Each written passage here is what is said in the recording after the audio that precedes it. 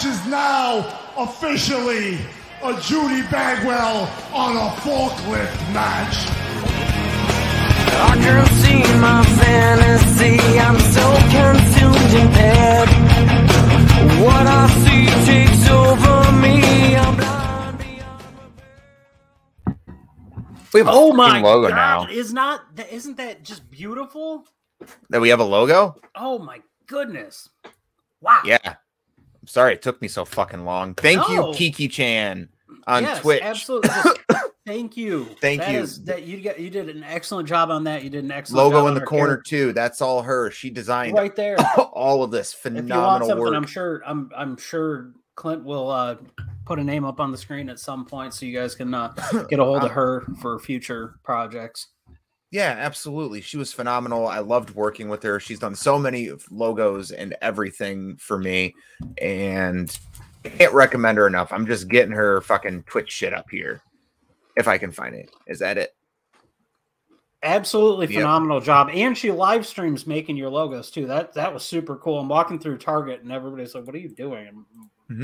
I'm watching magic be made is what I am doing. You got her Twitch channel going into the comments. But we have a special guest with us today. We'll have another when he gets out of his pool tourney. But right now, we're going to add Kyle to the stream. What's up, Kyle? What's up, buddies? What up? How's everything going today? Very well. Very well. Thank you. Well, that's good. So we don't have to run over the questions that we got to ask Kyle because we asked him last week when he was on the show. Oh, yeah. So we can kind of just dive right into shit, which is good because the fourth person joining us did not watch Rampage. But we did. Yeah, he didn't watch Rampage. I don't know what the fuck's wrong with him. Did he watch the pre-show to Rampage at least? No, he didn't see Bryan versus Suzuki. Which, dude, if anyone needs to know my thoughts on Daniel Bryan, excuse me, fuck. I'm with CM Punk. I'm going to keep calling him Daniel Bryan. But Bryan Danielson versus Minoru Suzuki, it's easy. 5 stars. Yeah. Not even close. Yeah. That was the ending of the buy-in. We still got the fucking pre-show matches to go through on that. But holy shit, what a 2 days of wrestling that was. Absolutely fantastic. Phenomenal. AEW consistently is putting on the best wrestling product on the planet. Oh, it's not even a comparison. It's not even a fucking comparison. But I will give, you know what? I will give props. I'm gonna give props to WWE. They stacked something in there in the way that they tried to do it. And I wasn't completely sold on the Reigns Lesnar story happening as a rehash yet again. It's way better this time. This is the best. This is the best go around that they've had with it, which I would hope so, because this is your third or fourth opportunity to get it right. But just everything with Paul Heyman stuff like that, and give Brock a mic more often. Don't let him say too much, but give him a mic more often. Little nuggets of gold coming from Brock are perfect. Yeah, I can deal like Brock just talking shit. That's all I want. Yeah, like if Brock did nothing but endlessly talk shit, he'd be the best promo guy in wrestling. Yeah, well, and because he's got that Dan Severn thing where his voice doesn't match his body. So yeah, you're like, here's this big muscular killer, and you're just waiting for the Dan Severn. Yeah, we're gonna fight the guys. It's accurate. Oh fuck. Well, let's just kick this off because we got 4 hours of wrestling to go through and possibly some SmackDown, and we also got a top 3 list because we're not going to do a top 5 when we got multiple people here. Top 3 seems efficient. It does, except for the topic that you chose. Well, yeah, this one needs like its own episode. Honestly, we could do a top 20, and it might at some point. Because this is an ever evolving thing. We'll think about a million different ideas for your playlist. We'll think of a big list for this Wednesday, because this Wednesday we're gonna have a special episode of On a Forklift because E and I here have entered into an agreement where we're gonna conduct, since WWE is so big on fucking drafts, we're gonna have a draft. But since this is primarily an AEW review channel, we're going to have an AEW draft. Now, for anyone wondering what this will be like, us too. But we're going to go based off of the roster that is right here at thesmackdownhotel.com/roster/AEW. Yep, we're going to see who can put together the best roster with the best win-loss record by the end of the year. And the loser, we have both agreed on this, will have to dress as their wrestling crush for an entire live stream. Female wrestling crush, Ethan had to point out, so I can't dress like Eddie Kingston.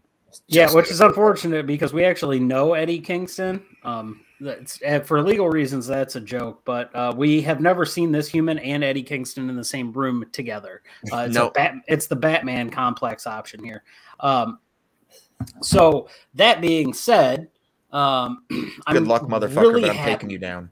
Good luck to you, too. I have a lot to reclaim after you beat me in fantasy football this year. Speaking of which, Kyle, my wife tells you to go fuck yourself. I know. I feel bad about that win. It was last minute, and it was on my kicker. Always. Oh, it's always the kicker. Well, also, Tom Brady had an 80-point freaking week against his own team. I told you, quarterbacks are heavily weighted in that league. It's been that way forever, and I would hate to change it now because people are used to it. Yeah, I like our system because Derek Carr shows up and saves my fucking ass when he really needs to. All right, we're fucking getting distracted here. Let's do the buy-in because I don't give a fuck about 2.5 hours of SmackDown. I give a fuck about an extra hour of Rampage we got on YouTube this week, which kicked off with Conte versus Santana Garrett. That was fun. It was good. It was. Conte continues to prove that she should have never been cut in the first place. Yeah, she was underused where she was. Yes, and she is probably the most improved wrestler on that roster.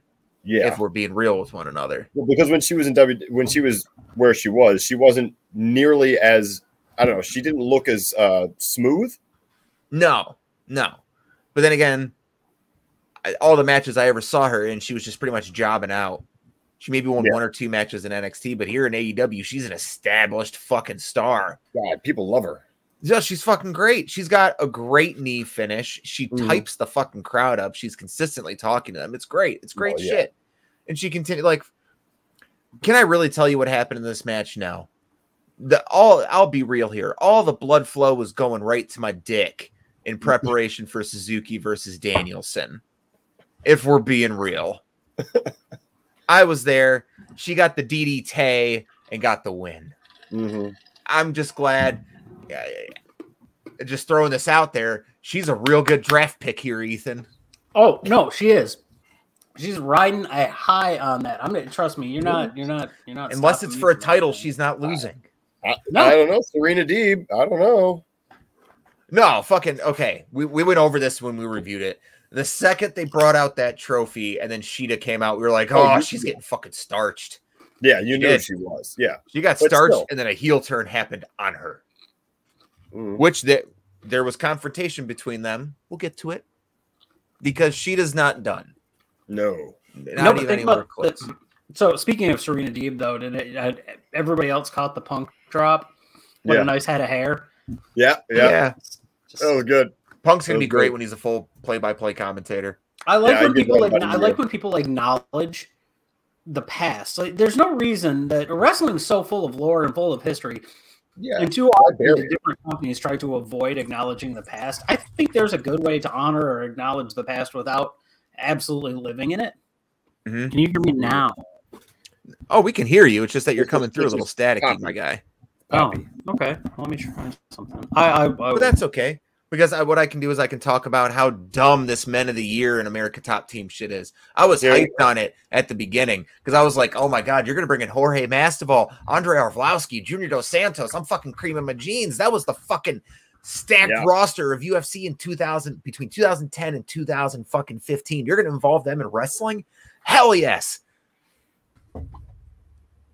Well, I'm stoked. I actually think Dos Santos is going to be the better part of that. There you go. If he just keeps doing power bombs and body slams, he's going to be fucking great. And Masvidal, if you can get him back, dude. Those Masvidal, two are okay. So Masvidal has to fight Leon Edwards in December. Yep. If Masvidal loses that fight, he'll come make the transition. Yep. Just do it. Just become a wrestler because that running knee you've got, you're putting people away with is fucking money, dude. Yeah. Picture this, and it's not going to happen. It's not going to happen right away. It's going to happen sooner than we think, just because of the way AEW operates. Yeah. But in early 2023, you're going to get a Masvidal Miro match. Oh, that is going to happen. I will. You can call it right now. 10/18/2021. Yeah, By March of 2023, you will have a Masvidal Miro match if Masvidal does the transition to wrestling. Fucking fire! Fuck me, Raw. That just turned me on. I just love Miro. I love Miro. Like, he's phenomenal. He's great. I think what Sapp said it this week. He does the most in 90 seconds out of anybody on that roster. Yes. His 100%. promos are gold. Especially the shit with Lana that he keeps referencing and can't wait for her to be brought in. Yeah, I can't wait for her either. She's going to be the fucking best shit. Oh, yeah. Because she'll be allowed to say and do stuff she could have never done before. Because, like, honestly, I think he's going to take the title back. I don't think so. I think he's going to go after Paige after he takes it from Omega. Ooh, that'd be a good program, but I don't see Miro lose. No. I don't think it would be one of those. I think it would come down to the point where it ends up being him, Miro, and somebody else in a triple threat. MJF. Yeah, I could see that. Like, it's so that way they don't have to put Miro on the loss column. See, I still see Miro losing in that, though. No, I think when MJF gets back into the world title picture, MJF getting pinned by Adam Page, Miro being like off to the side, having been knocked out on his rubberneck. Well, we got Page takes the fall, and MJF beats Page. Well, we got a tournament bracket to go over in a little bit too. That's going to have major implications on Full Gear. Major implications. Well, because the winner gets the title shot after Full Gear, right?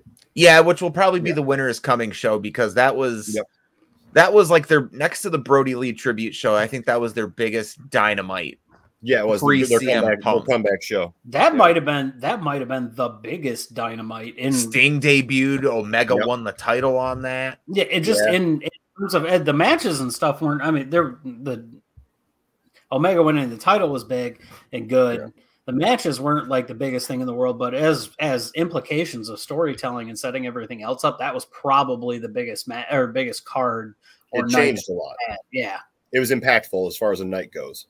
Yeah. 100%. Like, fucking in one night you had Moxley's like dominant reign come to an end and robbed of it, so it's done. Yeah, you had Sting debut to save Darby, and then at the end of the episode they say we'll see you on Impact on Tuesday, opening that door. Yeah, honest to God, the Winner is Coming episode might be the most important episode to date. Well, it truly of AEW TV, like you said. Yeah. It really changed the landscape of how AEW ran, because everything changed. Then you had the Good Brothers coming over. Like, if that episode didn't happen and Impact wasn't involved, we wouldn't be sitting here with the Elite. No, Super Elite. We wouldn't be sitting here with that shit. I'm just going to ruin this for a future episode, because normally we would want another list on something like this to talk about later. Yeah. But in terms, you have a legitimate Mount Rushmore of impactful episodes in wrestling history. Winter is Coming is one of them. I'm not talking about pay-per-views, but I'm talking about legitimate, just regular television episodes. Winter is Coming is one. Shane showing up on WCW is one. The Vince promo at the beginning of the Attitude Era is one. And I know that there's more than that. The outsider showing up on Nitro is one, and then I would say probably the Nitro from Mall of America, the first Nitro. Like, are we forgetting the second AEW Rampage that was 2 months ago? No, I'm just talking about the way that it actually moves and changes things. Like, what are you talking about? Punk coming back is the biggest change wrestling is going to see in 5 years. I understand. I'm sorry. The realm of where those are at, but without Winter is Coming, that episode would have never happened. Yeah, Winter is Coming set up all that.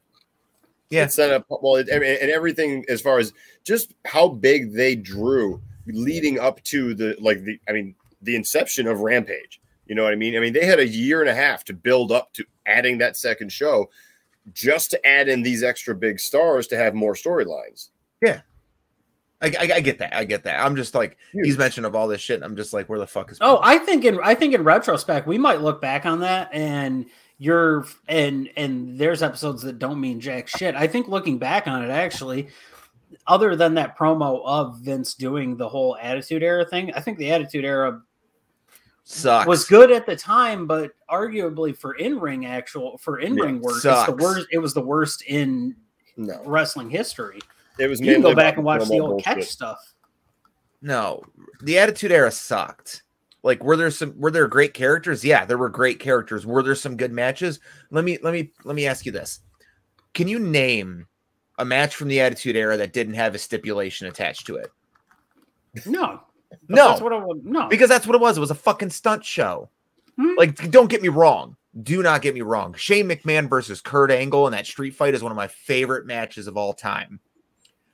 But the Attitude Era was hot garbage. Bunch of spot monkeys. Yeah, you want to talk about people talking shit. That was Spot Monkey Central, was the fucking Attitude Era. That's where that shit started. Edge spearing Jeff Hardy off the fucking ladder and shit. I know Angle, I do this. Belly to belly. All that shit. I know I do this a lot. Can I take a soapbox for just a second? It's related to the Attitude Era. Yep. Can somebody tell? Like, okay, so you get on these, you get online and you see things come across in the 434 heel book, all that shit. And it always says former WWE writer. Just say Vince Russo has shitty opinions. Stop telling me former WWE writer. I fucking know who you're talking about. And every week his shit gets dumber. I don't even know how to look at it, how to take it anymore, but I'm sick of seeing the shit. I'm tired of your shitty opinions. I get it. You have a podcast. We have a podcast. Our opinions mean the same fucking thing, Vince. Shave the fucking unibrow. You're 60 goddamn years old and you're out of touch with fucking wrestling. You call Vince and you go, hey, bro, are we fucking good or what? Yo, you know what we are? Fucking Vince doesn't give a shit about you. He said there's no heat on you because you don't fucking matter in his life. There's nothing that you do that impacts Vince McMahon. As much as I can't stand him having his hands on shit, it's even worse if you have your fucking hands on it. You've made worse points than fucking Cornette. The only time that you're entertaining is when you're bitching about Cornette on fucking Dark Side of the Ring, and Cornette actually is making sense. And I'm not a Jim Cornette fan either. Fuck. If Jim Cornette only did Dark Side of the Ring episodes as a wrestling historian and didn't have a fucking podcast, he would be the most beloved professional wrestling figure in the world. He would be. If he didn't state his own opinions. All right, that was the fucking soapbox. But right. I will say this. Speaking of impactful AEW episodes, though, they were so impactful with, like, with the winter one, the Winter is Coming episode and the Punk coming back Rampage. They literally changed that asshole's mind. Mm-hmm. You know how hard that is to do? Cornette, that is, not Russo. Yeah, Cornette. But that's what I'm saying. A man who was, when they first started, he ripped them to shreds for months in every form of public sense he could. On Twitter, on his podcast, on everything. And then now, look at what he's saying. He's actually saying they're doing it for a working relationship with Jim Cornette. The Bucks are about to work with Cornette. That's the thing. I can't 2021, everyone. I can't stand that fuck. But there's a difference between him and Russo. He didn't put a fucking belt on himself. He didn't put a belt on David Arquette. No, listen to me. I don't like Jim Cornette. Like I said, if he did nothing but Dark Side of the Ring and was a wrestling historian, I'd love him. But he has horrible, horrible views on wrestling that shouldn't be shared by anyone. No, and it's more of a personal thing. However, Jim Cornette has a love for the business. Mm-hmm. He does. Vince Russo fully admitted, he was like, bro, I never watched wrestling, bro. I just, I wanted it to look more real, bro, because, bro, that's how the bro was going then, bro. But there's two routes you can take with that. You can either look at wrestling, get involved in wrestling, and either not have a love for it and take the Vince Russo route, or you can take somebody who has no love for wrestling at the current time, put them in it, and make them absolutely adore it, i.e. Eric Bischoff. Eric Bischoff had no fucking interest in wrestling whatsoever when Turner contacted him to be like a showrunner. It was just an entertainment job. He didn't think he was going to be anything. But now he's one of the most, I would say, revered figures in authority things. He's the entire reason we have Controversy Creates Cash, 83 Weeks, the Monday Night Wars. That's a dude that knows that you could disagree or agree with a lot of his shit. But I will say, for one thing, Eric Bischoff has stayed up on the fucking times when it comes to wrestling. He understands what still makes the business tick, which to me means that he learned something. Yeah. I've never had a problem with Bischoff. I love Bischoff. He's shown that in his interviews with Cody, and then he knows what's going on in the business. He knows, and he's associating himself with what's up and coming now. He knows, where the cards are going. So he's not stupid. He's just, he's a bit of an ass, but 100% he's an ass. Yeah, but kind of everybody that's you have to well be famous. You have to be kind of an ass. 100%. Oh no, you don't get anywhere being a nice guy. I mean, look at Triple H. He had to fuck his the husband, boss's daughter. Did the bleep. He had to fuck the boss's daughter to get ahead. Katie Vick. Yep. Oh god damn it. Okay. Oh, hold on. What'd you say, Ethan? Katie Vick. Shut the fuck up. I made something. It's never gonna get old. I'm tired of saying it. It'll never get old. It's fantastic. We're one match into the buy-in and we're 20 minutes into this pissing bullshit. All right, so moving on to literally the match of the freaking month. We have Bobby Fish and Lee Moriarty first. Damn it. Which was a great match, a great debut. A good match. A great TV fucking debut. I can't help it. I watched the Danielson match like fucking 4 times. Yeah, but fucking it was a good showcase match because Fish was facing Danielson the very next night on Rampage. He obviously wasn't going to go into that match with a loss, so they needed to put a win on him. And Lee Moriarty was the guy who needed TV time. Yep. And he is phenomenal. Lee Moriarty great TV time. In 3 years, Lee Moriarty is going to be a person we're talking about as a title contender. I am going to try to get the guys from Tiger Driver, Lee Moriarty sponsor. I'm going to try to get them on here. I am focused on that. It's literally 2 dudes and one of them lives in Ann Arbor. I can fucking get a hold of them. Really? Yeah. Yeah, they work with Alex Shelley, and I've met Alex Shelley a couple times. He's a real laid back dude. Yeah, it's literally 2 dudes. One guy's name is Kristen. He lives in Texas, and he is the biggest simp in the world, but he's a super nice guy. And the other guy's name is Jake, and he lives in Ann Arbor. All right. Well, let's go to Ann Arbor. We're 30 minutes away from there. I was going to say, yeah, that's not. I would like some insomnia cookies, if I'm being real with you. I would like backroom pizza, but I don't know if it actually exists anymore because they've bastardized South U. But anyway, match of the night on Friday night. Danielson and Suzuki. What a match. You know what? Russ isn't here, but let me quote Russ on this when I said, bro, we're getting Suzuki versus Danielson. Meh is what he said. Suzuki cannot go like he used to, was what I got out of Russ. And I really wanted Russ to be on this episode so I could watch him eat fucking crow because goddamn, if Suzuki had one more match in him, it was this. Oh my God. He put his fucking all into that match. Well, he looked 20 years younger in this match. Dude, it was slow. It was methodical. It picked up the pace when it needed to be. The part where they're just standing there and it's like a 4-minute long bit. And I think in 4 minutes, they exchange 8 strikes. Yeah. Yeah. Where you fucking you have Suzuki just deliver the stiffest forearm of his fucking life to Brian. Dude. It hit him right in the face. It cut his cheek open. You could tell it was stiff because I thought Brian died. I thought did he died too. after that hit. Just like simple spots like that with Brian because I'm emotionally attached to him. Like his name is fucking Peter Parker. Yeah, basically. And I saw him go down. I was like, oh, fuck, that was too hard. I rewound that shot like 6 times just to make I made sure a GIF of it and sent it to everyone. I know. And then, you know what? You know how good that spot was? They do it twice in this match. Because they did it in the beginning and they did it at the fucking end when they were hyping shit up. This match went 20 minutes, but it breezed by. And you know what was beautiful about this match is it was on YouTube and there was no fucking commercials. Oh my God. It was just straight to your face. Great, amazing back and forth technicianship for like 15 minutes and beating the shit out of each other for 5. And the final 2 minutes, that's going to rival Dragunov and Walter as the best finish of the year. Because they traded, it was technical submission wrestling back and forth between the two and them just getting out of each other's like little locks and shit. Till eventually Brian just says, fuck it, and knees him.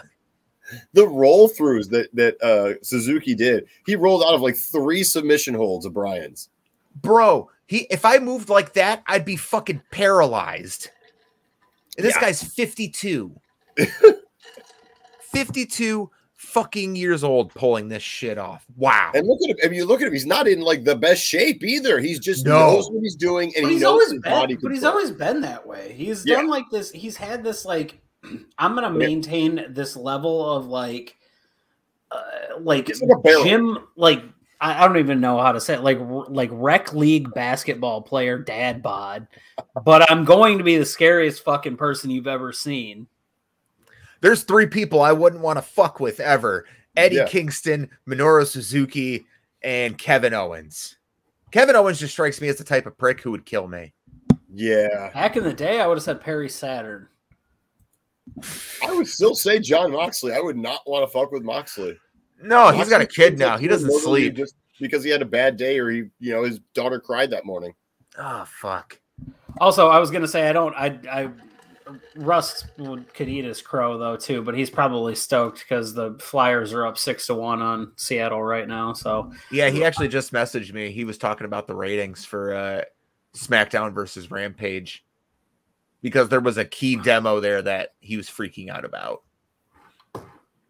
We can get into that real quick. So on Rampage, the first half hour of Rampage went up against the last half hour of SmackDown. Yeah. And the last half hour was commercial free. Yeah. The Bunny and Ruby Soho did a better rating than the Roman Reigns Brock Lesnar contract signing. But does that surprise you? Yeah. Honestly, I thought like of every match they had listed on Rampage, CM Punk versus Seidel, Jorge Masvidal Men of the Year versus Jericho and Sammy Guevara, you would think Soho and Bunny would be the piss break. You'd think, but Ruby Soho is so fucking over. Yeah, she is. I mean, once again, showing that WWE did not know what they had as far as a star waiting just to be fucking let out of her fucking shackles. It's so many. So that's literally the reoccurring theme. Yeah, it is. Who did they sign just to have control of that they then wasted the talent of? Mm-hmm. And you can run down the list.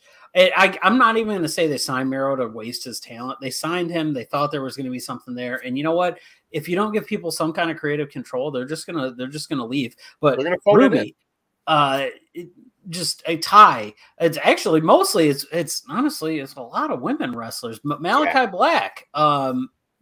Just have people that are such creative minds or such talented people, regardless if it's creative talent, if it's physical talent. You have just a plethora of people, and there's never going to be time to find room for everybody on a card. But if you don't let somebody breathe, you don't let somebody shine, you're never going to build stars, which is WWE's problem anyway. They don't want to build stars. No, they already want the established stars they have. But let me cut us off there for a second and say, hey, everyone, I see we got some viewers in the chat.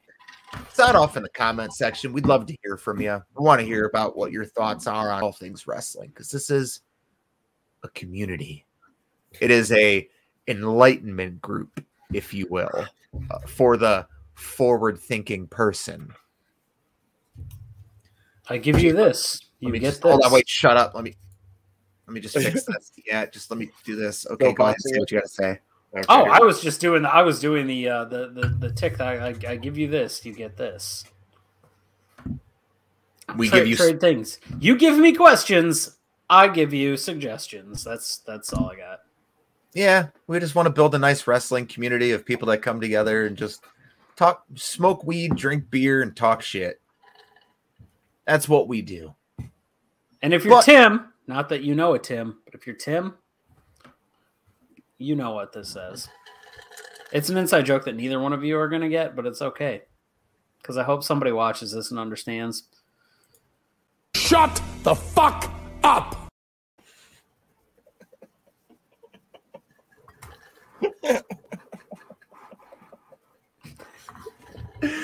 That was totally worth the 47 seconds it took me to put that together. Oh, God, I've got so many suggestions. So let's cut on to the actual hour of Rampage. First half hour, they kicked off with CM Punk versus Matt Seidel. Now, was this Punk's best match since he got back? No, but did CM Punk somehow get a body slam over? Yes, he did. On the apron, which by the way, is the hardest part of the ring. Did you know that? No. I didn't know that. Oh, you know what? That's a good list. Top 5 things that you didn't know in wrestling. How to puck chop? All 5 No, of them it's literally just the apron's the hardest part of the ring. Britt Baker's a dentist. That's Paul Burchill tried to fuck his sister. Storyline, yes. Yeah. Should have been a pirate longer. It would have made more sense. Oh, dude, that was the dumbest gimmick change ever. That pirate shit was awesome. He came swinging on a rope. Dude, and you know the worst part about that is he was like 6 months shy of fucking Pirates of the Caribbean coming out. Or the second one. The first one came out. It was Pirates were at their highest popularity until fucking Black Flag came out, and you dropped a pirate gimmick to go back to cousin fucking, Mr. fucking Jamie Noble and Nadia. Like we can take whatever her name was. Everyone who's over right now. That pirate guy, he seems to be really over. I got an idea. He's gonna fuck his sister. Oh, it's such good shit. It's such good shit. And then someone was just like, Vince, that's a horrible idea. You're fine. And then Vince sacrificed him to Cthulhu. You know what? If Paul's not going to fuck his sister, Shane will. What? Vince, that's your kids. Sometimes you got to take one for the I don't team. understand how a man can put together so many failed incest angles. Let's not forget that the night her and Eric Bischoff kissed, he was wearing a Vince McMahon mask. Yeah, he was. Like Christ Almighty! That was some dark. That was some dark shit right there. That was really dark him and shit. Trump are friends. Yeah, no, that explains a lot. I think your wife's in the chat. Oh dear Jesus! Oh no, you're in trouble now. Ethan's wife. If you're in the chat, say hi. Say what's up. I'm sorry about fantasy football this week.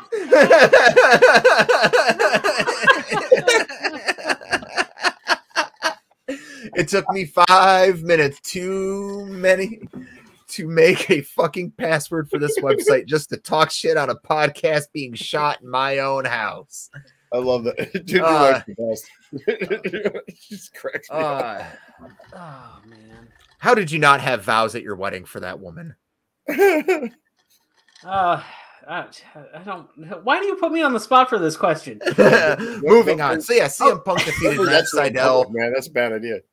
He got him with the GTS for the win after a bunch of big counters. It was a good match. It was a good serviceable CM Punk match, a nice 3-star match. But I think because we can talk about the head-to-head real quick because they went head-to-head with Bayley and Becky. Not Bayley and Becky, but Becky and Sasha. Becky and Sasha, yeah. That was better. Yeah. It was. Becky and Sasha was better. In that aspect, WWE won. Well, they have those two have chemistry. And they've been wrestling together for 8 years now. Yeah. Yeah. Yeah, they know what they're doing together to put on a good show. And they did. They put on a freaking phenomenal match. It was a phenomenal TV closing match that normally would have ended the fucking shows, but they had to do the contract signing, which, in my opinion, I thought it was going to be reversed. I thought Punk and Seidel was going to do better than Becky Sasha, and then I thought the contract signing would do better than whatever came next because really, I didn't give a fuck about the Men of the Year match. Well, yeah, and at that point, you're already on the channel watching Becky Sasha. Why not stick around and just see what happens for the lead up to Crown Jewel? You know, no, but the Bunny and fucking Ruby beat their asses as it should. Honestly, Ruby's just that good. She's just honestly, the Bunny's best match in AEW. Wrestling should always take precedent over a fucking contract signing. You know how many contract signings we've seen? The only time 17. I care about a thing like that, like if you want to give it to me, if you want to give me something like that, I'm cool with weddings. Like they did Index really well. I thought that was done pretty well. That was good. I laughed. Even all the way back to Al and what's her name? Tori Wilson's dad. All the way back to that. Weddings have always been kind of like whatever. I'm so sick of fucking contract signings. How many contract signings have we had in the past 2 months? A lot. No one cares. 15 or 16, something like that. It's been ridiculous. Every match has had a contract signing. No one fucking. How many contract signings have we had in AEW? 2 in 3 years. Very few. I can recall off the top of my head. Years. How many contract signings have we had in Impact in the last 5 to 6 years? Basically, since Anthem took over, 3. I got no idea, but I can only recall one contract signing in AEW. 2. Yeah, 2. The Labors of Jericho. Yeah. and there was one with Mox. There was one with Mox. And Moxley and MJF. Yeah, Moxley and MJF. Yep. Okay. Yeah. Which that's the way to do one too. Fucking laughs at him and then just hands him the contract back because he had his people rewrite it. Like that's the way to handle it. And I'm not saying this was a terrible contract signing. I just don't care about it anymore. When it's a continual part of your stuff, it's like, we're not dumb. Stop treating the audience like they're dumb. If it was a stipulation match, like, hey, he's got to sign a contract because he's about to get into Hell in a Cell with this dude. That's something. All right, hands off. You're doing a regular match in a place that nobody wants to fucking go anyway on a Thursday afternoon. They're lucky I'm at work on Thursday, or else I wouldn't be watching. I'm at work and I'm not gonna watch. No, you know what? I'll be home and I won't be watching. Listen, I have virtually no interest in any match on that card with the exception of Rollins versus Edge. Yeah. Well, and see, as you say, wasted opportunity because there's a match that could have taken precedence for a contract signing because they are doing a Hell in a Cell bent on Edge's injury. Yeah. Like, why not use that as an angle for a fucking contract signing? You haven't beat the shit out of each other. Because they're fucking dumb. I know. I just don't understand the repetitive bullshit. I mean, it does really, like you said, it aims at telling us that we think you're stupid and you'll swallow this. Yeah. We're critical because we could do a better job than whatever's going on there. And it's no offense to the writers because we know the writers don't initially have the final or don't have the final say anyway. No. What we're trying to say is, Vince, hand us the fucking keys to the castle. Let us run your show for a while. See what happens. Your ratings will go up. We'll utilize your talent. Also, you won't lose your talent. Thirdly, we're going to put a mask back on Sami Zayn because El fucking Generico's coming back, bitches. Also. Needs to happen. First thing I'm doing when I take over, I'm getting almost away from AJ. Yes. Why is AJ a tag team wrestler? AJ should not be a tag team. Everyone, welcome to the chat. Where is it? There it is. Hey, Tubbs is back. Hey, how'd you play? Like shit. Nice. Better than your fourth place out of 15 people in Vegas? Absolutely. No. I was third place in Vegas, by the way. Oh, get your shit straight. Do you have a dropout because somebody failed the drug test? Fuck. You're a dick. But there's a mess of clothes behind me. I'm a pig. This is fantastic. Anyways, Trevor, we were just finishing up our talks about Rampage. We had two more matches to go over. Ruby Soho defeated the Bunny in what I believe was the Bunny's best match in AEW. And then Jorge Masvidal in Men of the Year. It wasn't Jorge Masvidal, it was JDS. Santos. Yeah, what the fuck? Okay.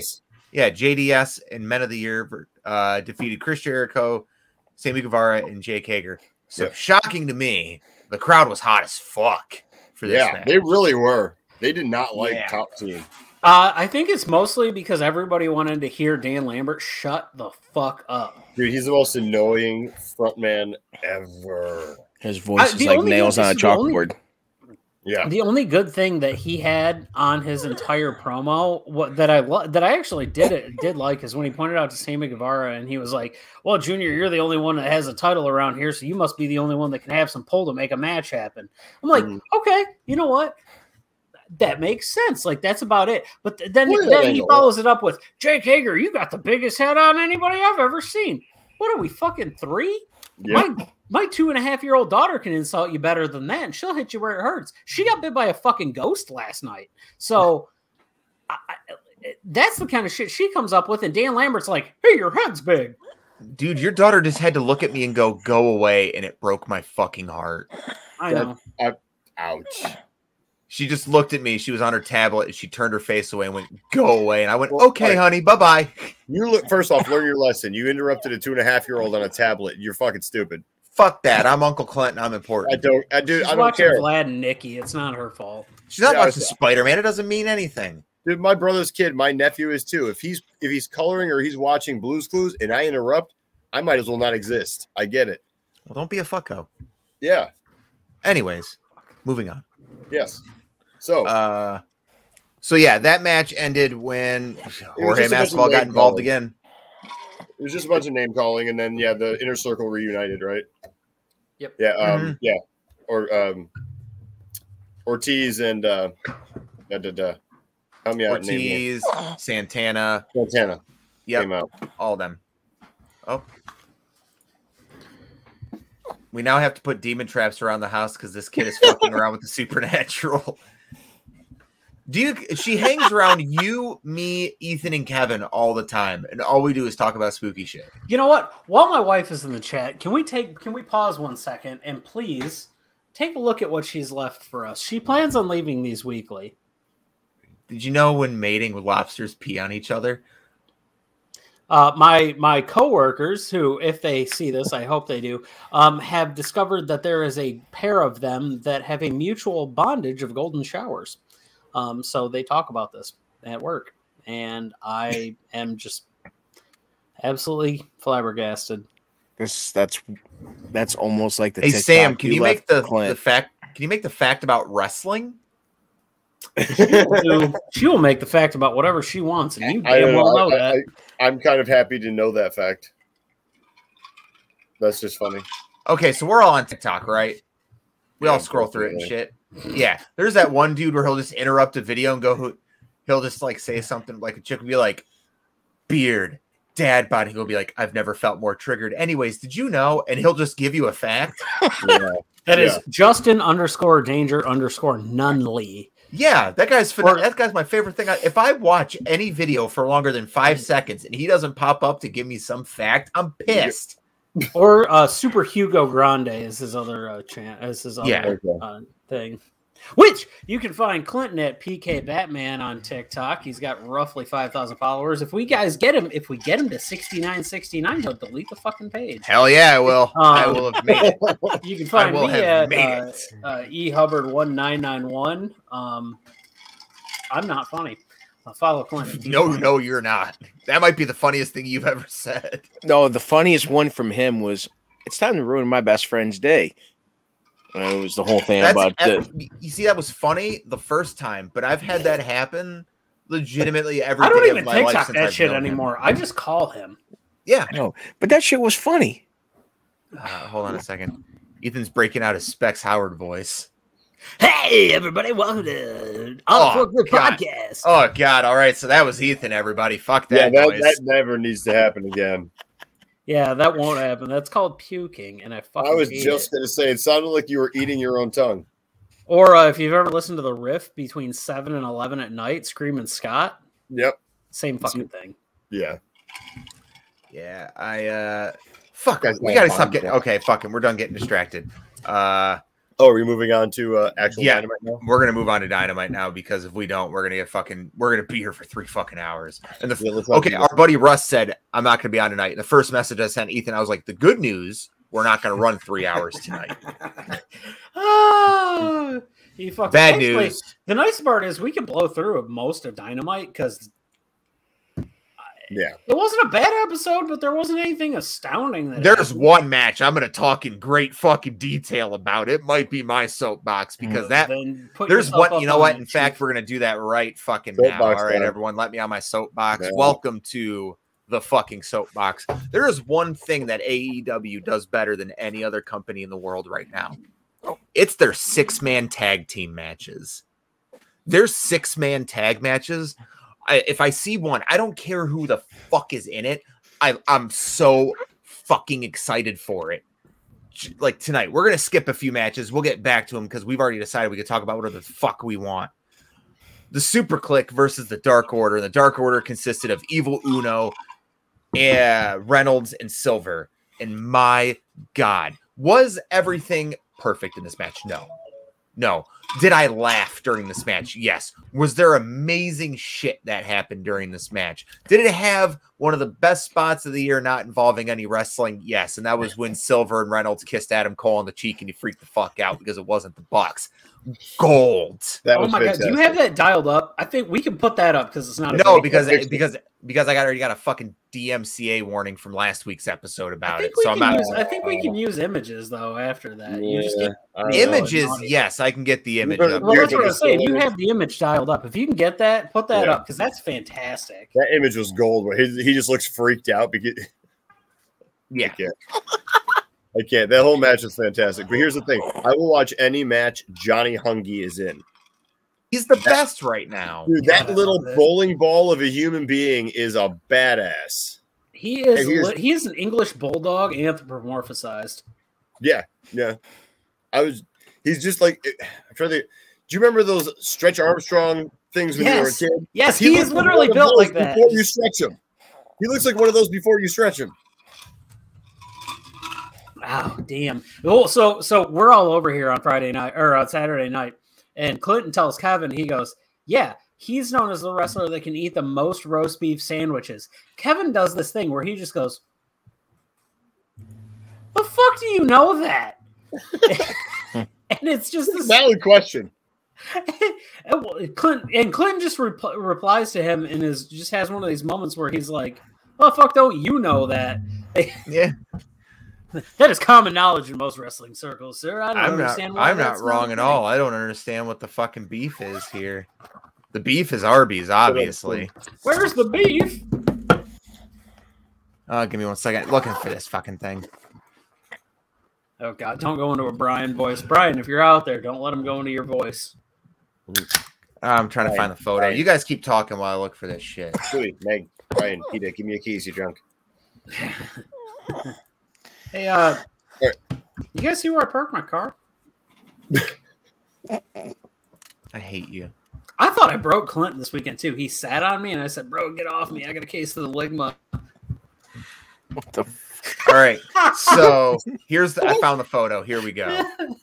Yes, this right here. That photo. This spot was gold. So fucking good. I was dying when that shit happened. Cracking up when I saw that shit, dude. And the best thing, fucking chat. Oh yeah, the literal only match I can remember is the Kira Hogan match for obvious reasons. Dude, that woman, yeah. No, we'll get to that because Kevin lost his fucking mind over it. Oh, yeah, wouldn't you? Yeah, but fucking that 6-man. The best thing I can say about it is they sold me a fucking ticket because I thought for a moment the Dark Order was gonna win.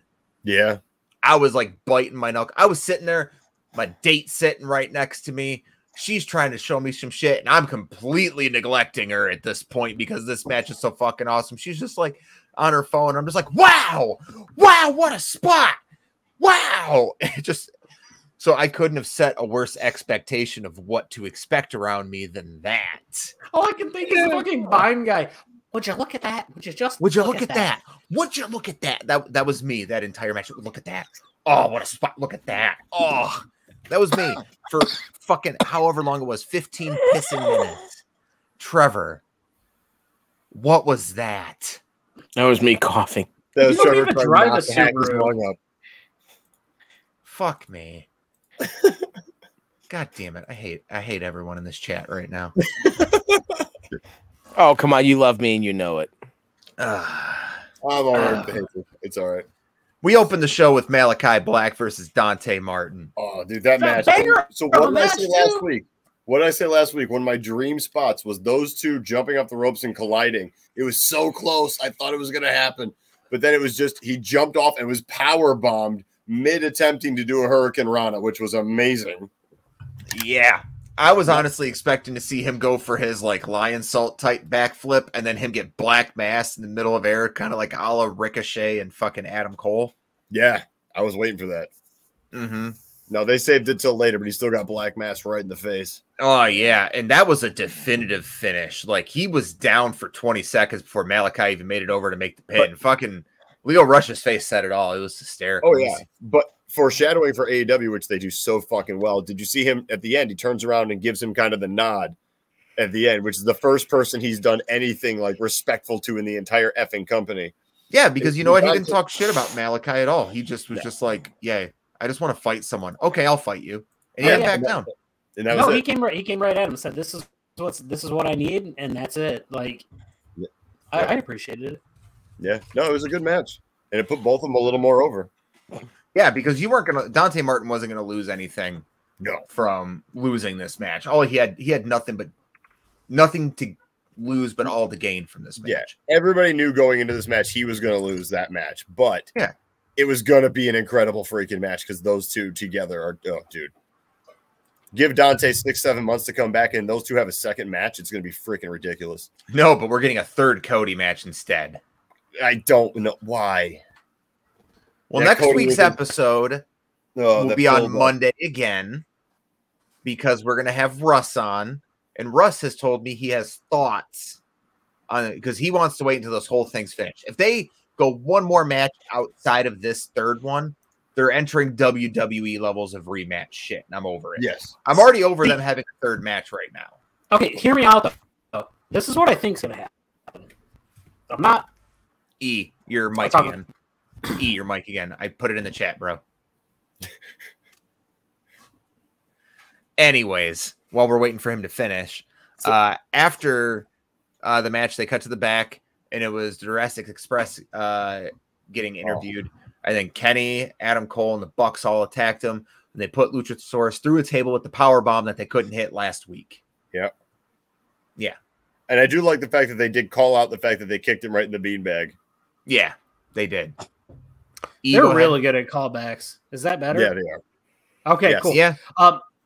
So it's a shitty cable that I have coming out of it. I'm being honest, I borrowed it from work and it's trash. Until I find my good one, this is what I'm working with. Anyway,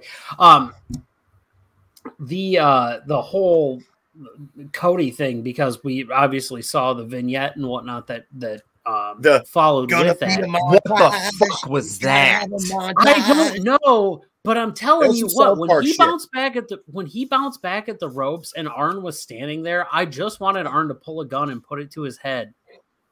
It honestly would have made it. And how fucking crazy would it have been? I thought the same I'm gonna kill you, just end him. Just end him out of his misery.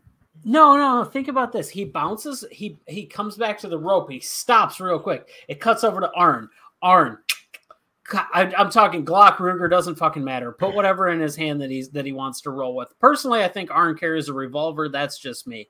He's like, if it ain't gonna be 6 shots, Sonny, I don't need to take you out. Like that's where I think we're at with Arn at this point. So he's there. Old school. Imagine Arn's there, revolver in hand, and I'm talking. He's turned revolver sideways too. We're not playing with that shit. Arn knows how to handle his stuff. Like 454 Kasul, he's taking out bears. Cody, Arn, Cody. Looks back at Cody. He's stark fucking white. Looks back at Arn. Arn's got the gun. Faces back at Cody. Cody's hair is fucking black. That's what happens. Then you get black hair Cody versus Malachi Black. None of this bullshit coming through the center entrance. You get Cody coming out of the side. Nothing. None of that. He still loses. He still loses because I don't think you can have Malachi lose at this point. But no. That's so where you're afraid at. He's gonna lose. I'm so scared. No, I think this is going to be Cody's way out for a little while. I think he's going to he tried it a little bit, and with the boots down at the end of the last one, I think this one he takes a year off. But why? I want to see. Hold on. I want to see him strap him up by a pole with his face hanging down, and I just want to see him spin black mass after black mass repeatedly into Cody's face until he's fucking decapitated and his body falls to the ground for a 3 count. We can't have all good authority. That's not going to happen. Yeah, we can't have all of our dreams. I want it. You know what would be weird is if one of Cody's friends would just come out and interfere. Somebody that hasn't been on AEW ever, like Stephen Amell. He's been on AEW. He's been on AEW. Yeah. Has he? In the crowd. Yeah, he was on Dynamite. Well, he also wrestled at All In, which if you don't count All In as an AEW pay-per-view, you're a dumbass. I kind of count it as a Ring of Honor pay-per-view. Well, they were the dumbasses who shelled out the money for it. Yeah. Congratulations, you gave your competitors the biggest boost they ever needed. So way to go, Sinclair. It was smart. But then Sinclair bought the Fox Sports rights. So I mean, honestly, in the end, they fucking won. Yeah. Because they end up actually being that's it done anyway, it doesn't matter. That's Todd Sinclair, different Sinclair. We're not going to talk about the real Sinclair, which is the heel from Ready to Rumble. Oh, I thought we were going to talk about Trevor's doppelganger, Todd Sinclair. What? I'm so fucking lost. What? Sir, your doppelganger is Todd Sinclair from Ring of Honor. Sinclair from Ring of Honor, the referee. Actually, yeah, I see it a little. Yeah. Yeah. Trevor, you've seen him. You have watched him referee matches. Live, if I'm right. I can't fucking remember. Well, look in the mirror. It was the guy with the very boisterous, high-pitched voice of. He's also their best referee by far, though. Yeah. Well, that wouldn't be too hard. No, it's not. But he's also like a good referee. Like he holds a candle to a lot of people. He's a good referee. I'm actually surprised if it wasn't for the fact that he is the senior ref in Ring of Honor. I would see him being in AEW. He is legitimately good. Yeah. Trevor, are you having a hard time finding Todd Sinclair from Ring of Honor? The fuck? He does look like me.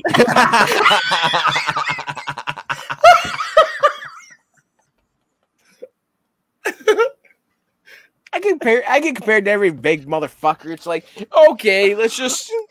But he actually looks like you. That's the worst. Yeah, I look like fucking John Candy too. Do I need to walk around with a cigar in the fucking?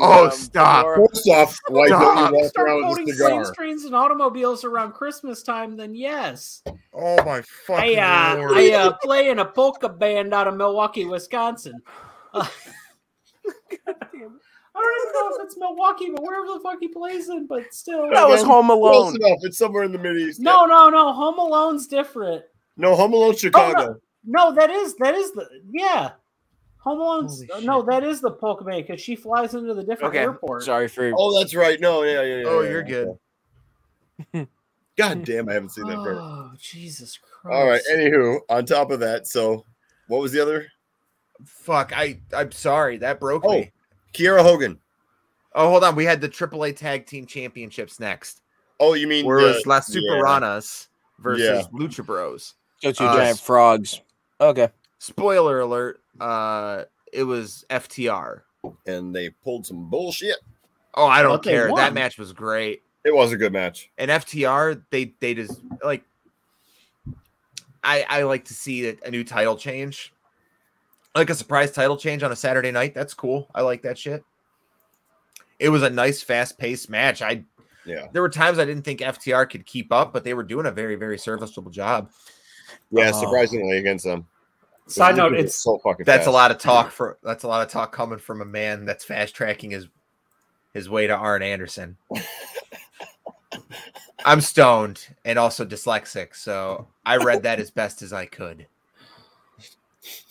What the fuck is she talking about? She's talking about me because I was just going to say she's got to be talking about her husband. Yeah, is Ethan 22? Is Ethan 47? No one knows.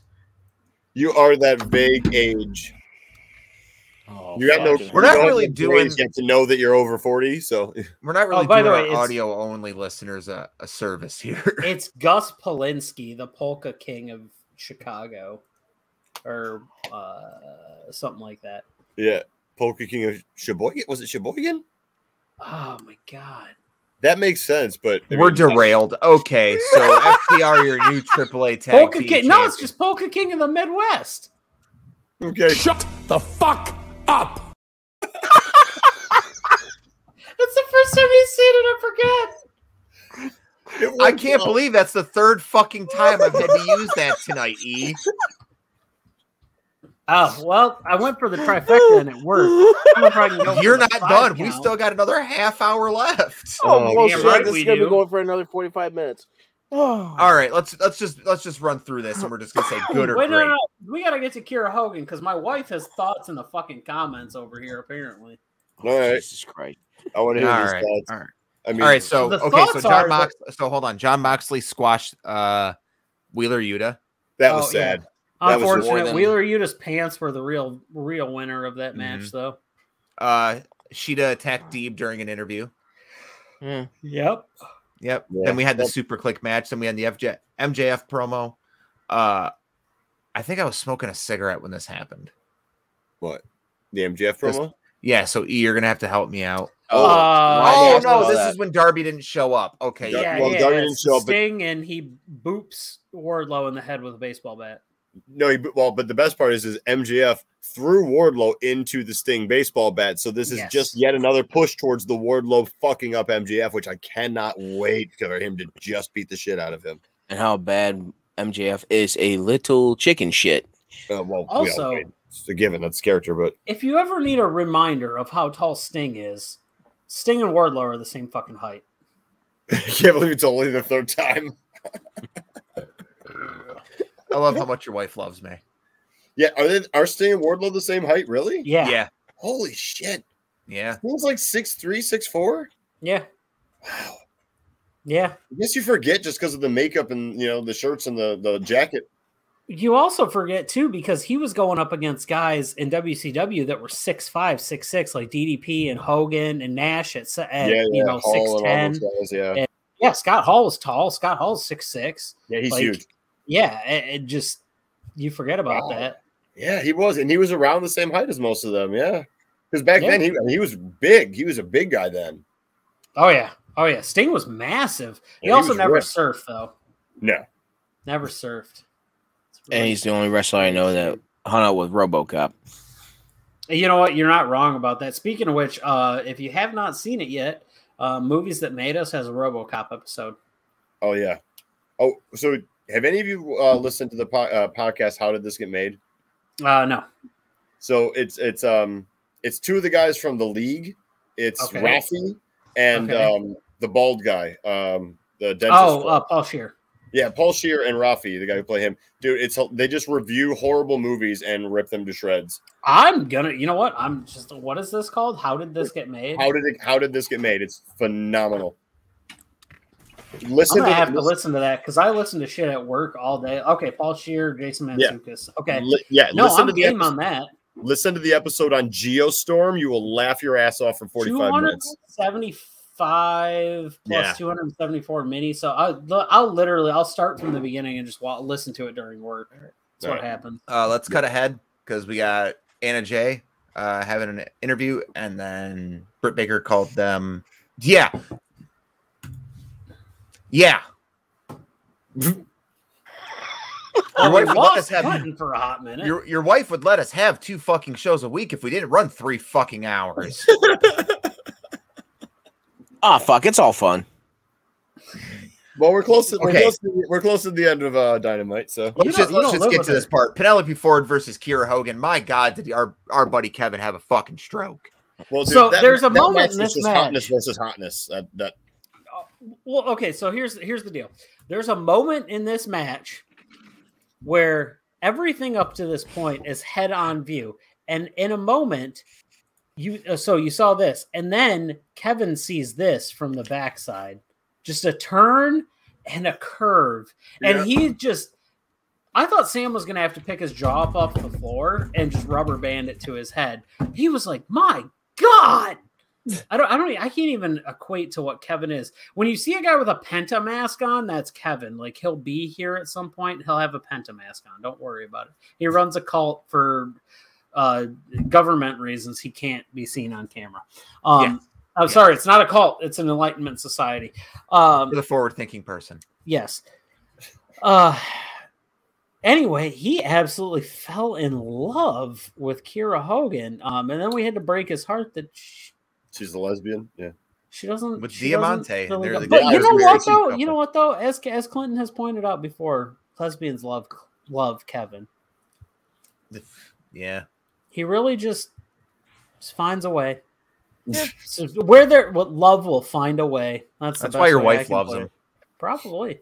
Yeah, she's mostly lesbian. Don't know how she puts up with me. I don't know how she puts up with you either. No idea.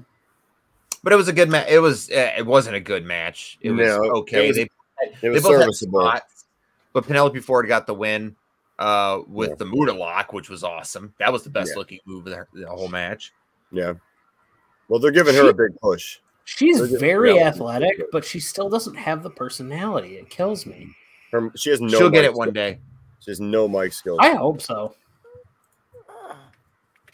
Yes. So, anyways, we move on to Miro's faith being tested. Another great promo from him. Every time with Miro. Keep them coming. They're fucking great. Moving on. Hangman's my God promo. Above and my wife below. An awesome Hangman promo. There was no interruptions. He just came out there and cut like the babyface promo. Mm-hmm. No, it was definitely at full a good gear. promo.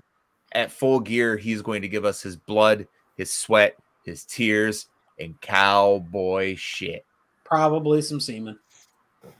That'll be coming from the room we are in because we're celebrating my birthday the same night he's going to win the title. Yeah. Oh shit. Yep. And then we got to what is now the ramp up where they tell us what's going to happen next week on Rampage next week, which is on Friday. We got Britt Baker versus Anna Jay in a non-title. We got Pac versus Andrade 2. Yes. And we got the first AEW World Title Eliminator Tournament match.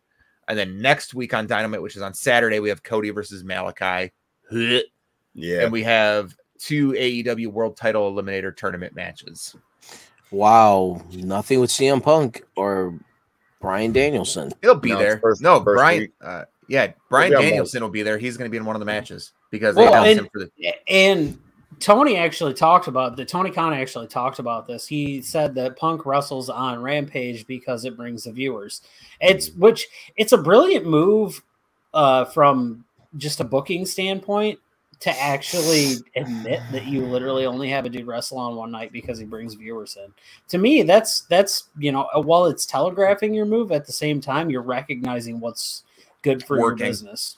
Well, and your fans realize it. They're not stupid. They know what's going on. There's a reason he's only wrestling on the one show and he's talking on the other. They want to keep you interested. Yeah. But here's the tournament brackets we have. Ooh, yes. On one side, we have Jon Moxley versus 10 in the first round and Orange Cassidy versus Powerhouse Hobbs. That match is happening next week on Rampage. Moxley's on the other that. No. I think it is. They've already taped it, so I haven't looked up spoilers. I avoid spoilers at all costs for Rampage and Dynamite. But that's happening next week. And then also next week on Dynamite, we have Danielson versus Dustin Rhodes on one side of the bracket. Also on that side is Eddie Kingston versus Lance Archer. That match is also happening next week. That Eddie Kingston Lance Archer match is going to be amazing. I think here's the way I think the brackets are going to work out. It's going to be Moxley and Cassidy on one side advancing, and then Danielson and Archer on the other side advancing. And I think the finals are going to be Moxley versus Danielson. That would be a hell of a match. Yeah. So that's my bracket right there. That's my brackets right there. And I think Danielson comes away with the win. Okay. Yeah. Yep. I can see that. And then Bryan Danielson defeated Bobby Fish in a very, very fun technical masterclass. Yeah.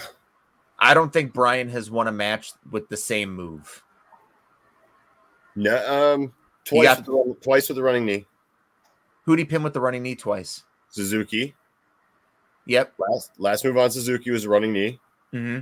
And the last move in his second match was a running knee. I don't remember who it was against. His second match was against Nick Jackson. He won with the cattle mutilation. And then he had that 8-man tag match where they lost. Hold on. What else did he have? And then he had the match with... Omega went to a draw. Yep. What was the one before that? Who did he have before Omega? He didn't have anyone before Omega. That was his first match. That was his first match? Yep. Okay.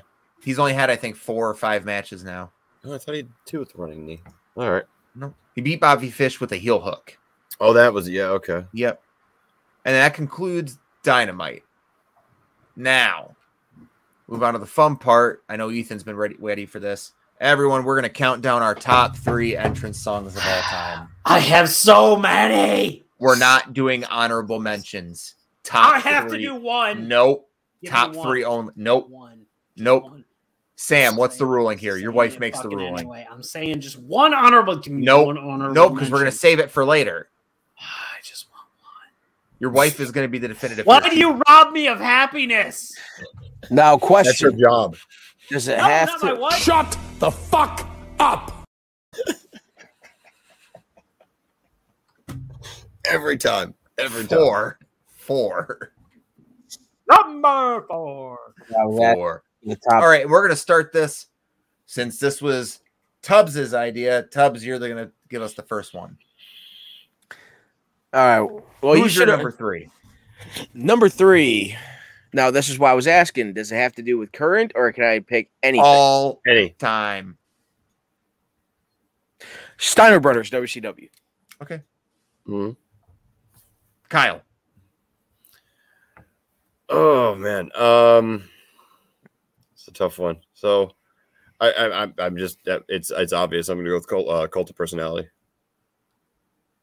You guys can elaborate on these too if you want. You don't just have to fucking say it. No. Well, I mean, I mean, it should be obvious. I mean, it's just a kick-ass song, but that intro, as soon as you hear it, you know, it's just, I don't know. It's a different kind of hype.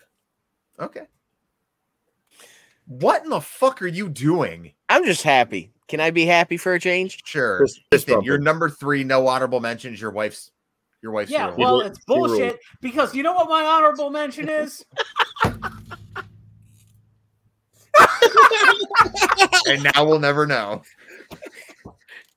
Oh, that's fucking classic. The control you have is almost godlike. Yeah, it's what happens when you're in charge of fucking everything. The best part is I said absolutely not a fucking thing after he. Oh, I know. I know. I didn't know what he was going to do. Honorable mention John Cena's theme because you know what? God damn it, it's happening. That isn't worth. No, Doctor of Thugonomics. Get the fuck out of here. Oh. Because when that music hits, you just feel something. Anyway, number 3. You can mash these together if you want. Undisputed Era or the new Adam Cole because boom, it's fucking awesome. Yeah. It just makes you move. It makes you want to feel something. It sets the tone for the match. Plus, you know you're getting the Adam Cole, baby. And you're getting the boom at some point, which is every time. Just fantastic. My number 3. I guarantee is not on any one of yours. And it's not for the music. Okay. But it's for the person. It's Maki Ito. That fucking song is horrible. Because it's horrible. It's for her singing it through the whole goddamn match, singing the whole thing. The match went for like 35 seconds while she's still singing. You got it the other night. Ethan, you fucking her twice for 2 minutes doesn't equal a boom for her. You can have it again if you want. Now she's going to bed. No, Maki Ito. It's not like, honestly, entrance music is only as good as the entrance.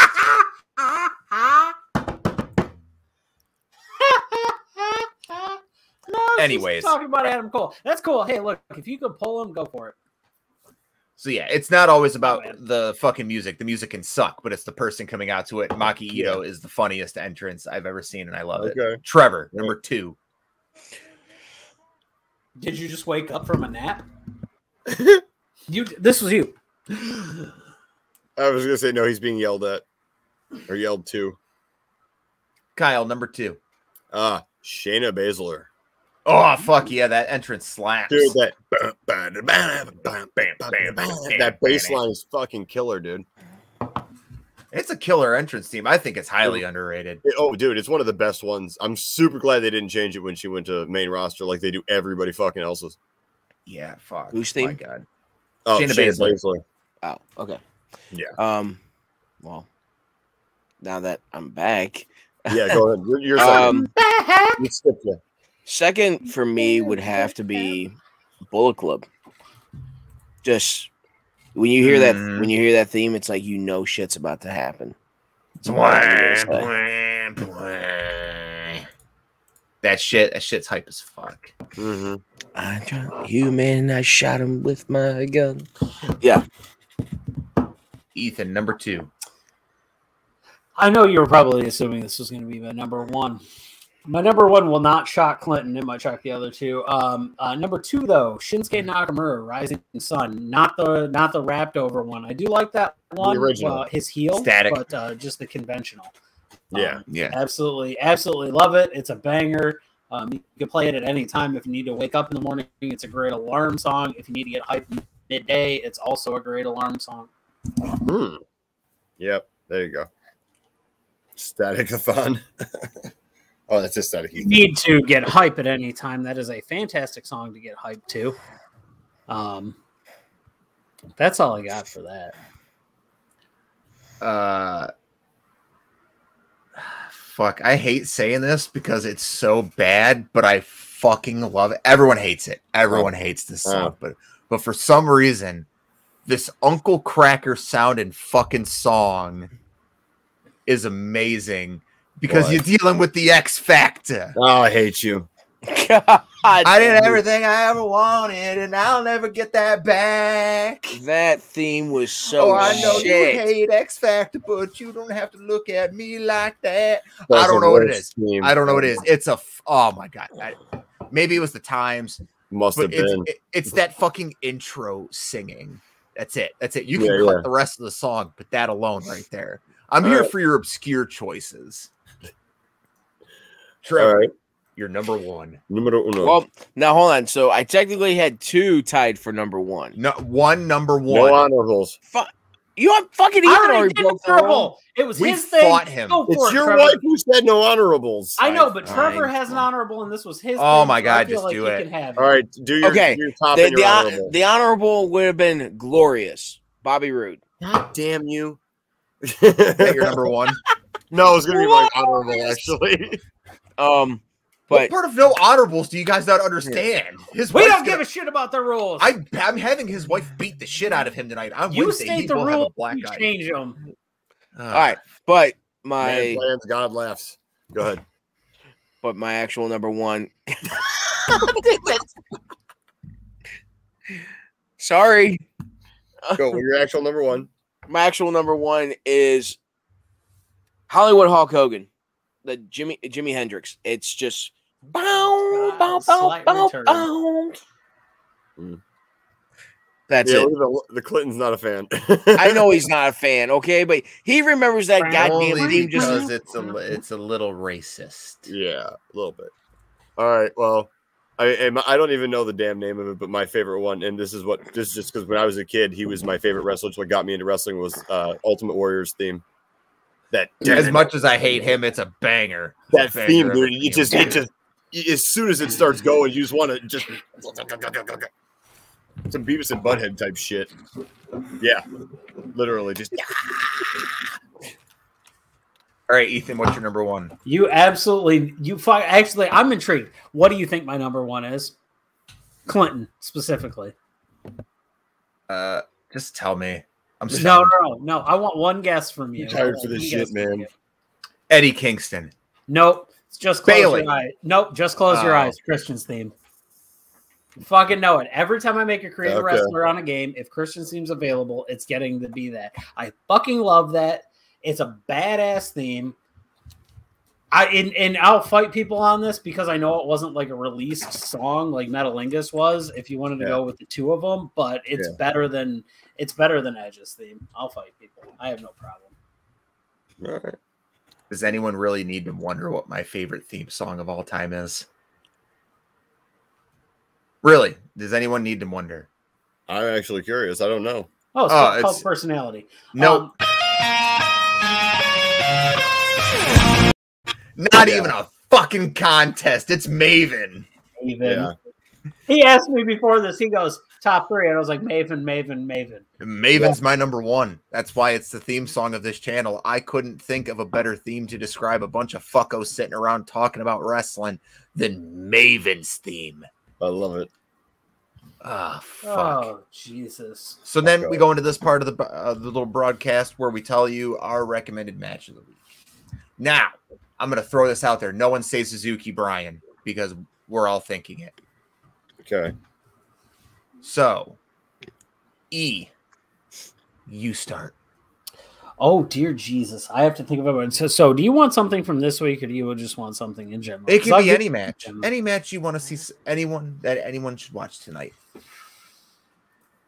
I'm just going to give you one. Just go. If you love professional wrestling, just go and watch it. It's my opinion on one of my opinions. It's one of the top 5 greatest wrestling matches of all time. Go watch it because you probably haven't seen it in years. Ricky Steamboat and Macho Man, WrestleMania 3.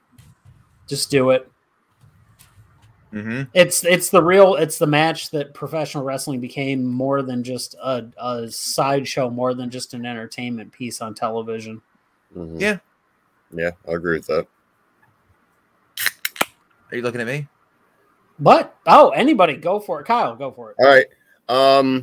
Actually, if I remember correctly, it was the one of my favorite matches, and I've watched it God knows how many fucking times. From Wembley Stadium back in the SummerSlam. I want to say it was like 95. Bulldogs 92. match? Yeah, Bulldogs match 92. Okay. Bulldogs match in '92, dude. That match was freaking amazing. I mean, there was a bunch of good matches on that card, and oddly enough, Legions of Doom's one of their worst. But man, that match. Okay. Absolutely, yeah. Okay. Go ahead, Tubbs. I'm thinking. All right.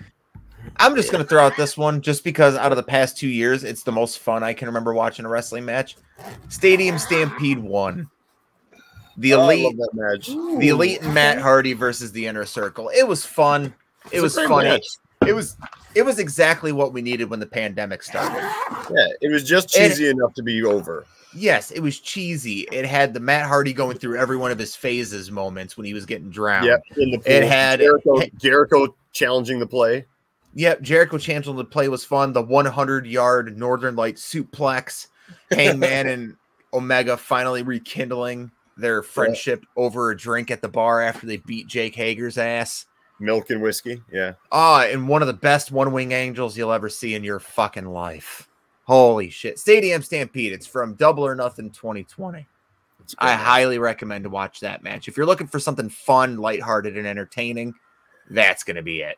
That's on a side note before. No, go ahead. Sorry. No, you're right. That's just one of my favorite moments ever in AEW when Sammy Guevara takes the golf cart to the head. The golf cart shit when Hangman shows up on a fucking horse. Dude, yeah. It wrangles him. Yeah. Horse dick swinging and all. Central Atlantic, Florida, the man shows up on a horse. And before Trevor sends us home on a very high note, or if we're stepping, I don't know if what Clinton's suggestion is here on Sam's comments. But possibly before Trevor sends us home on a high note, on a low note, they finally have dropped the Keith from Keith Lee's name. So he is now just Bearcat Lee. Oh, God damn it. On a Raw update for us, considering we are running parallel to Raw. If anybody would like to watch, we're considerably more entertaining than whatever the fuck that show is. So feel free to pop in whenever you want. Bearcat Lee. God. Shut the fuck up! And I hit the 5! It wasn't you. That's the dumbest shit I've ever heard in my life. It is the dumbest shit I've ever heard. Trevor, go ahead real quick. I can't remember what pay-per-view it was on, but it was Bullet Club with AJ Styles and the Young Bucks versus the Kingdom. Ring of Honor Best in the World 2016. God, I fucking hate Matt Taven. That's how I got introduced.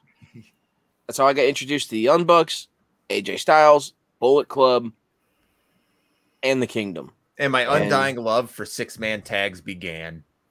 You know what? In fact, I'm going to throw a bonus since everyone else got an honorable mention and I didn't do an honorable mention.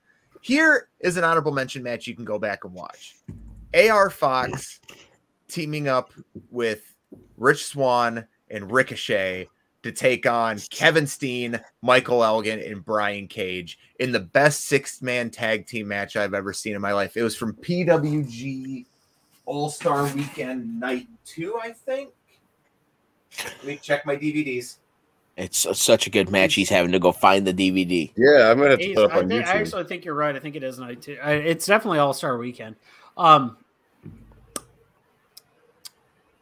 Yeah, AR Fox needs to be on television. He needs to be somewhere. I know he runs his own school, but if nobody has ever seen AR Fox wrestle, go watch an AR Fox match. I think there's a couple of AR Fox matches against Rich Swann, and then there's a couple of AR Fox matches with Shane Strickland. Go watch the damn things. They're fucking amazing. He's the best wrestler not on your TV every week.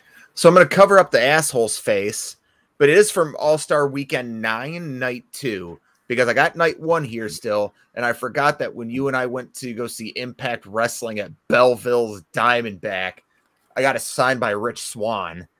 Because this one has the Inner City Machine Guns versus AR Fox and Samurai Del Sol, who is now Kalisto. Mm-hmm. Or was. I don't know. I don't know what he might go back to SDS. Nice. Clinton, you're gonna have to text me that one because I don't know. Yeah. Oh yeah, it's one of those things like I'll fucking have to torrent it or something and find it. I could probably get it on YouTube. Mm-hmm. Ethan, stop counting. I refuse. All right. Well, that's gonna do it for us tonight. I think I speak for all of us. I'm gonna have Trevor and Kyle leave the chat now, so Ethan and I can do up the closing duties. Trevor, Kyle, it was great having you on. Absolutely fantastic. You can find Trevor here. Holy shit, it's Trevor Davis. You can find Kyle at To Be Fair on Twitter. Do you have a Twitch handle or something? Are you gonna start streaming or anything? I'll put it up when I get one set up. Okay. Mine is Nightmare Kuda. With a K. Yeah, with a K. Fuck. And I. You just gave Clinton half a heart attack. And he should fucking know my handle by now. NIGHT. Yes. That right there. That is Trevor Davis. Holy shit. Yep. Holy shit, it's Trevor Davis. Thank you both for coming on tonight. We really appreciate it. Absolute pleasure, gentlemen. Glad to see you. You guys have a good night. Now it's just you and me. How many fucking episodes have we done already? This is like 8 or 9. Why does it feel like we've been doing this for years now? Is it because we've talked to each other about doing this for years, and then it's because I've had to listen to you. You just talk to me about the same shit all day. We talk about what we're going to talk about on here. Yeah, well, schematics. So, thank you. Thank God. Thank you. It'll be fantastic. No, I'm seriously, honestly, this is gonna get sappy here as much as this is, but I absolutely appreciate anybody who joins us, whether it's Trevor, whether it's Kyle. I appreciate my wife joining us in the comments. She has to put up with the shit on a daily basis. So then to the fact that she is willing to come in here on a Monday night or a Wednesday night or whenever we're talking about this stuff, just that's a level of support that we need. I don't even have words for it. I love you. I love you. And it just, I love you. You and your wife are the two most important people in my life. 100%. And I wouldn't trade my relationship for either one of you for the world. Unless it was $1 billion, then I would trade it and then buy your friendship back. If you didn't trade it, I'd be fucking pissed at you. I know you would be. That's good business. You know how much cocaine we can buy with $1 billion? Ooh, enough to get Brian fucked up. Yeah. But all right. We are official on a Forklift pod. We are on a Forklift pod on Twitter. You can catch myself at Jensen Collins 3. You can catch Clinton at PK Batman on Twitter. PK Batman 420 on Twitch. If you're not watching this on Twitch and you're watching this on channel Snickle Fritz on YouTube, catch us every Wednesday live at 10:05 and occasionally on Mondays too. We will make special announcements on our Twitter page as to when those are happening. For myself, I am Ethan Hubbard at Jensen Collins 3. Well, hold on, because I'll let everyone know. This Wednesday we're going to be going live at 9. It's going to be 1 hour flat. We're doing a draft. We're doing a draft for our bet. That is what we will be doing this week. So join us on Wednesday at 9 p.m. because there's no Dynamite. We're going to have a draft. It's going to be fucking fun. And just like this fantasy football trophy, I'm going to beat your ass. That's coming home this year. That's coming back to this house. Ethan, might not be me. Get you. I'm going to fucking beat the shit out of you, dumb sack of shit. I want to fucking end your fucking life. Do it. Just tell me the safe word first. Pineapple.